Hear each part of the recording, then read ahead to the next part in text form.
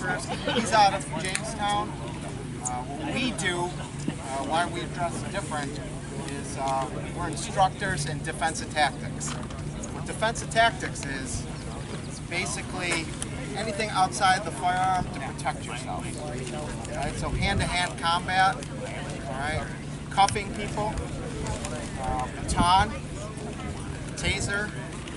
What we do is train troopers at the academy numerous times a year, and also in Western New York. Right? 600-something troopers and investigators and supervisors that make up Western New York come through our program every year.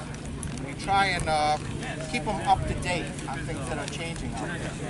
Things are changing a lot for us as police. Right? The rest of the public out there, a lot of young people are big into mixed martial arts and know how to handle themselves. So police officers really have to up their skills to defend themselves out there, okay, and acquire. So we teach, like Joe said, at the academy, as well as our current troopers. They come through our trainings. And a lot of our training involves mixed martial arts techniques, specifically Brazilian Jiu-Jitsu. Has anyone ever heard of that before? Maybe a few people. And boxing, Muay Thai, kickboxing, the whole realm of practical martial arts, wrestling, this kind of thing. All right, so whatever is practical and what works is kind of what we've kind of focused on as a division of state police. So, like Joe said, it's kind of changing a bit to be a little more on the practical side. So we also teach taser and the other weapons aside from firearms. Not all of our troopers are going to be professional fighters. Okay, it's just not the case. So what we try to do is give them tools so they can effectively do their jobs, effect arrests, and defend themselves. Okay, in the most efficient way possible. All right, so a lot of what we do is really based on self-defense and Brazilian Jiu-Jitsu. This is something we both teach and train outside of work as well as in work. What we'll do is just take you through a few scenarios, a few basic techniques as it applies to us as police officers. Two of us take it very serious. We do this as troopers. As Josh said, we also have our own successful academies also, and we've competed all over the world, the two of us. On the world stage, Pan American, nationals, and we've medaled at all of those. Okay, so we take it very, very serious. We train outside of work every day. Okay, on top of about 9 months of the year, me and him are teaching and training also. Okay? So we'll do little demos and talk you guys through it, kind of what we do as police officers. And so in an arrest situation, sometimes you encounter a resistant subject, and it's not uncommon to have somebody attack you as a police officer, and we don't always have time to go to our weapons, go to our taser, all right? We just don't have the opportunity to do that. We have to be able to defend ourselves somehow, and the way we'll do that to start off is defendants throwing punches. We're blocking punches to gain the clinch. All right, that's what we're looking for.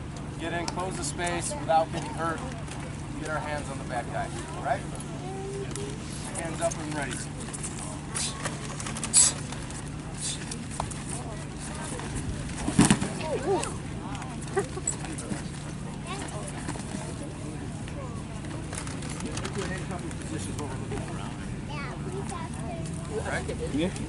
There, as you can see, it's a little different. There's an added police factor. We're using mixed martial arts because we train in it, but the end result isn't a submission necessarily or a knockout. We have to get the cuffs on the person. Okay, so it's a little different ending. All right, we have to get proficient at that also. Okay. So we're here. Maybe I go to grab and the person just doesn't want to get arrested. All right, they're trying to push away and escape. All right, from here, it's going to be very hard to cuff a person that way. All right, you're definitely not going to. You're going to have to take them to the ground. All right, so from here, I got to acquire his arm. Okay, from here, down from here.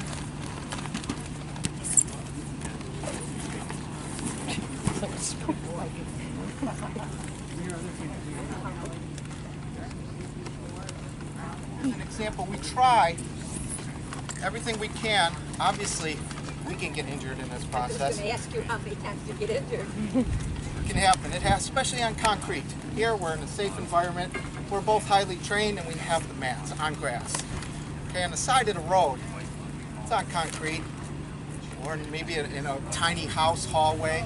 Right? I had somebody come at me with a knife in a tiny hallway where you're just outside your shoulders. Okay, you have to be ready. So many times it's not all out resisting. It's just that the bad guy is just not compliant. We go to put our hands on them, we're under arrest, and they just don't want to go. All right, they tighten up.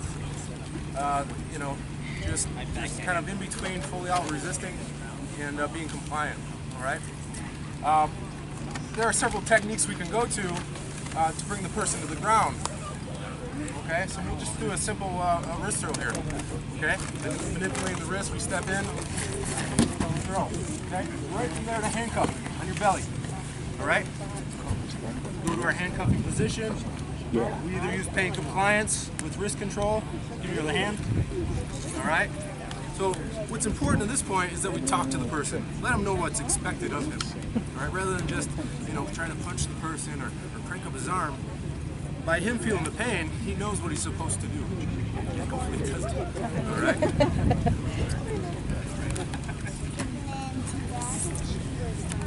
Okay.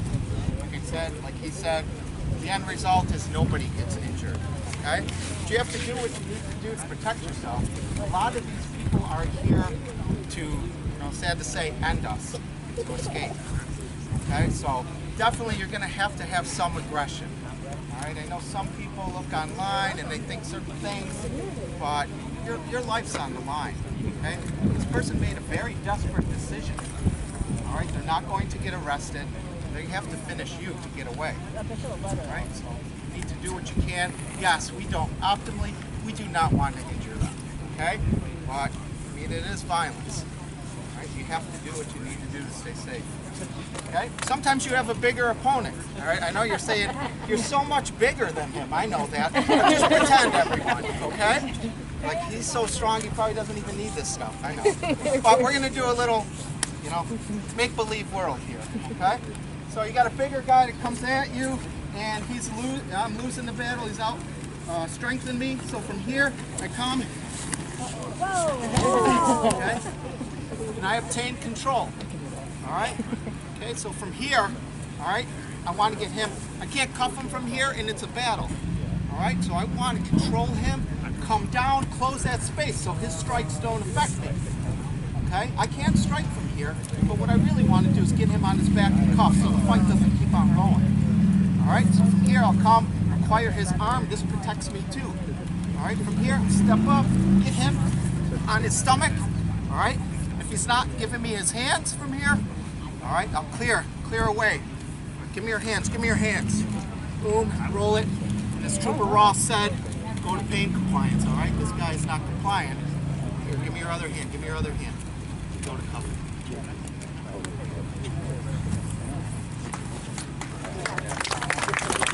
Pain compliance, remember that word. All right, real quick, just a little demonstration of a headlock defense. Very common. Even people that don't know much about fighting or can't fight at all will try to grab your head. All right. So pretty common defense is a headlock defense. The old farm boy choke or whatever they call it. Pretty important to be able to escape from that position to a dominant position. All right. So Joe has a headlock. All right. First of all, hey, I need to defend punches. Okay, defend punches. Gain a clinch around the waist. All right, and circle. All right, now I need to clear the head. I base. I step over. I clear the head. All right, now what do I have? The arm. Okay, elbow control on your belly. All right, pain compliance. Give me your other hand. Back in for handcuffing. Okay, pretty common scenario. Something most defensive tactics instructors will train. Us, we train quite a bit and far more advanced. There's other things we would use, and we know what's in compliance too. We're approved by Department of Criminal Justice. Okay? So there is a regulating body that goes over what we teach. All right? So from here, a little more high-flying stuff. Okay, so I got him and we're wrestling here. Okay? So from here, all right, you can do a little advanced mixed martial arts stuff for fun. Okay, so I come here.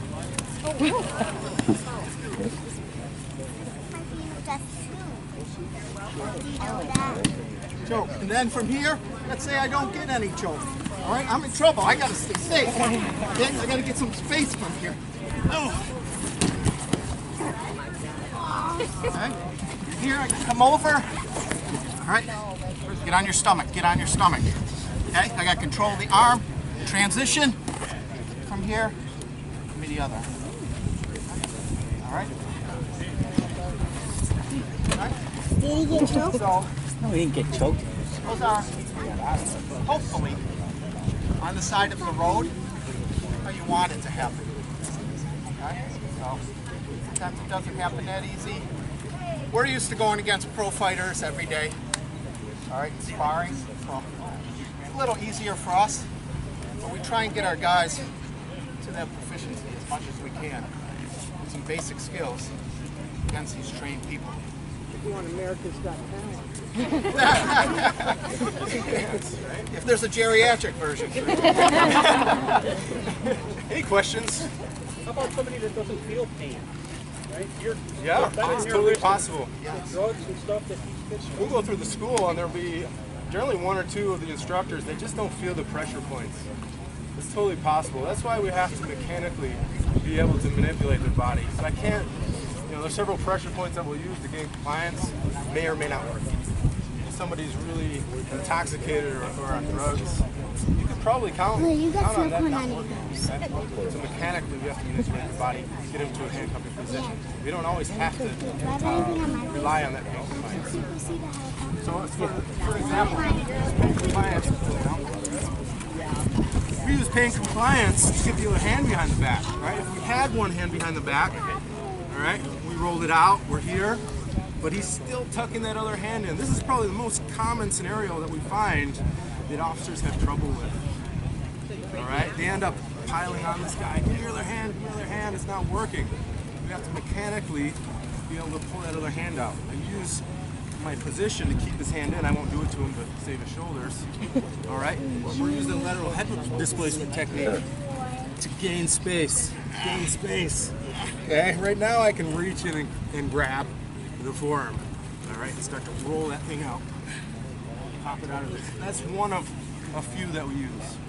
Okay, so the mechanical positioning of the arms and bodies. Okay? Does that answer your question? Basically, what mixed martial arts and Brazilian Jiu-Jitsu do is it allows a smaller person to defeat a much larger person. If anybody follows it, if you don't, that's fine. That's why I'm giving the explanation. All right. So on the side of the road, you're going to run across 300-pound guys or whatever, aggressive bikers, stuff like that. Okay. So you have to understand body position, weight, manipulation of joints. Okay, that's basically what it's about. 2% of the population doesn't feel pain in their joints. You're going to have to figure out a way, as a smaller person, to extract those arms, as Cooper Roth just showed. One of the many that we know.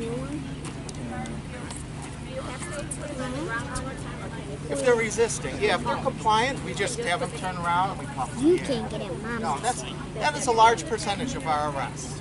Okay, a lot of people are compliant, but I would say, if I were to guess, 10%, 15%, they're non-compliant. Okay? A lot of people that we deal with are heavily intox on drugs, right, and alcohol. They're not in the right frame of mind. They probably wouldn't do that if they were sober at the time. All right, so we have no choice. This person's a different person tonight when I go to the call, and they're going to be very aggressive, so I have to be ready. How do you deal with you're in these excitement positions?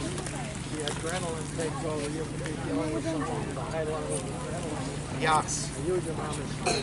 Right, especially on drugs, they develop almost superhuman strength. People on PCP, bath salts, stuff like that, it takes 5, 6 officers to keep them down. All right? But us in our position, we highly recommend and kind of advocate for our troopers to be training off duty. We just don't have enough time on duty to train enough. We want our troopers training several times a week if possible. And that's going to gain you that comfort level and experience to take care of those situations. We also will train with, say, 2-on-1 arrests. Oftentimes there's 2 troopers there to effect the arrest. And if we can coordinate our efforts, it makes it much easier. If we don't, sometimes it makes it more difficult. Each guy grabbing and pulling in an opposite direction. Right? So that's kind of where that comes into play. Okay, I think we're out of time, but we'll do another one in an hour or so. Okay.